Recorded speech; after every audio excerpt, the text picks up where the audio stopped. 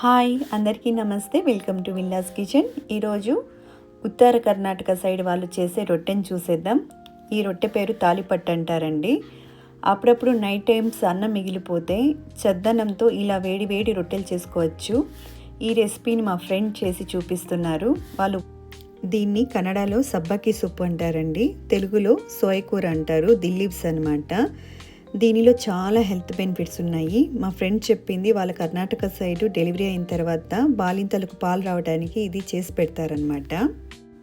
ఇప్పుడు ఈ రొట్టెని చేసుకోవడానికి కావాల్సిన పదార్థాలు: అన్నం, బియ్యపిండి, గోధుమ పిండి, 2 క్యారెట్లు అండి ఈ సైజువి, ముల్లంగి, తగిన ఉప్పు, జీలకర్ర, పచ్చిమిర్చి, చిన్న సైజు అల్లం అండి, తర్వాత 2 ఉల్లిపాయలు, తర్వాత 2 టమాటాలు, ఇది నూలుకోలు అనమాట. ఇప్పుడు ఆకుకూరల్లో మెంతాకు,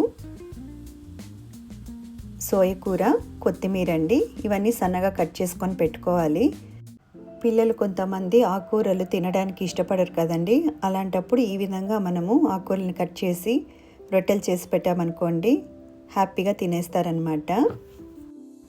ఇప్పుడు టమాటోని ఈ విధంగా తురుముకొని పెట్టుకోవాలండి. చూసారా, ఇలా ఉండాలన్నమాట.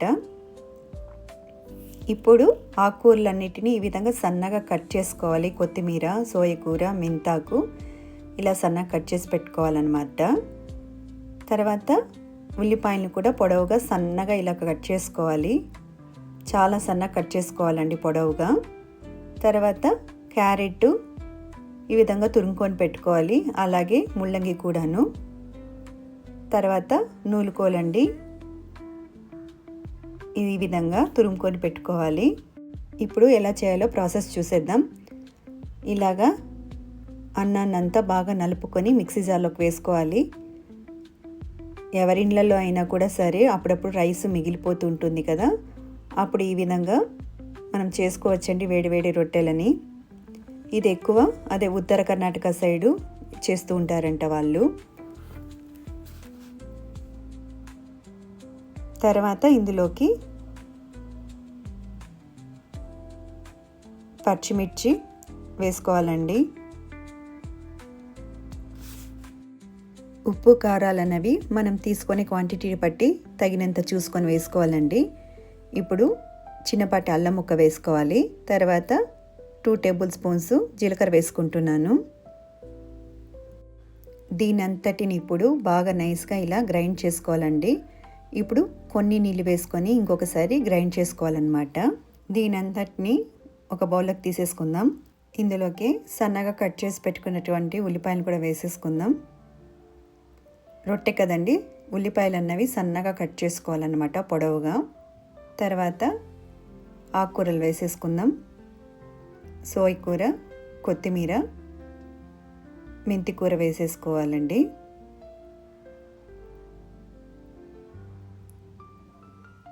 తర్వాత టమాటాను కూడా ఇలా తురిమి పెట్టుకున్నాక కూడా అది కూడా వేసేసుకుందాం. తర్వాత తగిన ఉప్పును వేసుకోవాలండి. ఇదంతా ఒకసారి బాగా ఇలాగా మొత్తం కలుపుకోవాలన్నమాట. ఇప్పుడు ఇందులోకి బియ్యపిండి వేసుకుంటున్నాను. బియ్యపిండి చూసుకొని వేసుకోండి, బియ్యపిండి కానీ గోధుమ పిండి కానీ. ఎందుకంటే ఇందులో నీళ్ళు ఏమీ యాడ్ చేయట్లేదండి. మనకు టమాటో, ముల్లంగి, క్యారెట్, నూలుకోల్లో నీరంశం ఎక్కువ ఉంటుంది కాబట్టి వాటిలో నీరే పిండి కలుపుకోవడానికి సరిపోతుంది. ఇప్పుడు గోధుమ పిండి వేసుకుంటున్నాను. కొంచెం ఏమైనా పిండి ఎక్కువ అయినప్పుడు దానికి కావాలంటే సరిపడా నీటిని వేసి కలుపుకోవాలన్నమాట. ఇలా మొత్తం బాగా మిక్స్ చేసుకోవాలండి.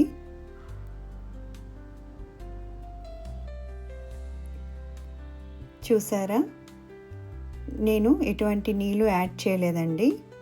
ఇప్పుడు ఇంకా పిండి కావాల్సి వస్తుంది. ఎందుకంటే తడి ఉంటుంది కదా మనకు ముల్లంగిలో, క్యారెట్లో, టమాటాలో. కాబట్టి మనం చూసుకొని పిండిని కలుపుకోవాల్సి వస్తుంది అనమాట. ఒకవేళ పిండి ఎక్కువైతే ఇంకొంచెం నీళ్ళు యాడ్ చేసుకోండి, చాలు. ఎక్కువ నీళ్ళు వేయకూడదండి. చూసారా, చివరికి బాగా ఇలా కలుపుకున్న తర్వాత ఒక 2-3 స్పూన్లు ఆయిల్ వేసుకొని ఇలా పైన అప్లై చేసుకోవాలండి. ఎందుకంటే మనం రొట్టె చేసుకునేటప్పుడు మనకి చేతులకి అంటుకోకుండా ఉంటుందన్నమాట.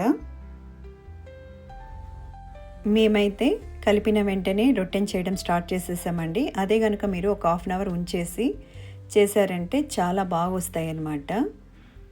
ఇప్పుడు ఎలా చేయాలో చూసేద్దాం. చూసారా, ఇలా ఉండాలన్నమాట పిండి అన్నది.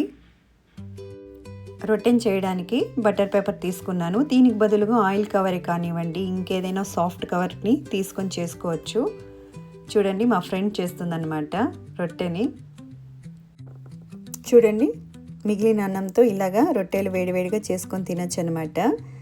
మా ఫ్రెండ్ ఉత్తర కర్ణాటక సైడ్ వాళ్ళు కాబట్టి వాళ్ళు ఎప్పుడైనా అన్నం మిగిలితే ఇలాగా చేస్తూ ఉంటారనమాట. వేళ్ళతో రొట్టెని ఇలా తట్టుకొని చపాతీ కోలు కూడాను ఆయిల్ అప్లై చేసుకొని ఇలాగా రుద్దుకోవాలన్నమాట. ఈ విధంగా ఉండాలి రొట్టె. ఇప్పుడు ప్యాన్ పెట్టుకొని ఆయిల్ కొద్దిగా వేసుకొని రొట్టెని వేసేసుకోవాలండి.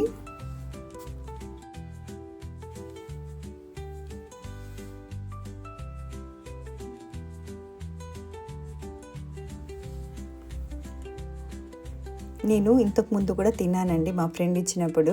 నాకు చాలా బాగా నచ్చింది కాబట్టి ఒకసారి చేసి చూపెట్టాను, అడిగాను, వచ్చి చూపించారనమాట. రొట్టెకి రెండు వైపులా ఆయిల్ వేసుకొని ఈ విధంగా కాల్చుకోవాలండి. రొట్టె అనేది రెడీ అయిపోయింది. ఈ రొట్టెని మనం పెరుగుతో కానివ్వండి, ఊరగాయతో కానివ్వండి, మన దగ్గర ఉన్న పచ్చళ్ళతో కానివ్వండి, ఏదైనా సరే తీసుకోవచ్చు. ఇప్పుడు నేను పెరుగులోకి తీసుకుంటున్నాను అనమాట. పెరుగులోకి కారం వేసుకున్నాను, తర్వాత సాల్ట్ వేసుకున్నాను, జీరా పౌడరు, చాట్ మసాలా వేసుకొని బాగా మిక్స్ చేసుకోవాలండి. చాలా సింపుల్గా, టేస్ట్ అయితే చాలా బాగుంటుందండి.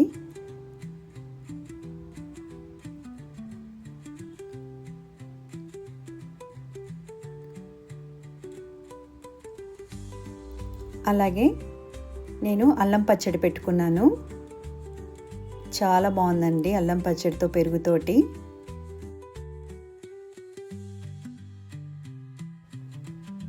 చూసారా, రొట్టెలు అన్నవి ఎంత పలచగా చాలా బాగున్నాయండి. ఇప్పుడు నేను టేస్ట్ చేసి చెప్తాను. నేను అల్లం పచ్చడితో టేస్ట్ చేస్తున్నానండి. నాకైతే చాలా చాలా బాగుంది.